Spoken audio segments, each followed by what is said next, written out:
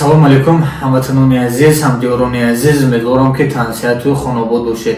Хеле ки медонед, канали фикри шумо дар фикри шумо ҳастем, шумо низ дар фикри мо бошед. Камеам бошад дар шаҳри Екатеринбург барои бародаро кор дорем. Хлебзавод аз 70 000 то 90 000. ҷои хобаш бепул, хурду хӯрокаш бепул. Агар сертификати патент дошта бошед, патентатонам карда метиҳад аз тарафи худаш корхона, баъд аз олиқатон кам мегирад, худатон намефаҳмед.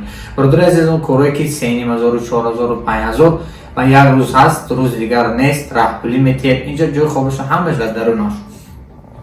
зиёда аз 10 то 15 нафар бародаро лозим, хоҳар модаро бошанд, бо дигар хелебзавод бо ман худохат иншоалло туғра мекунам, кӯмак мекунам.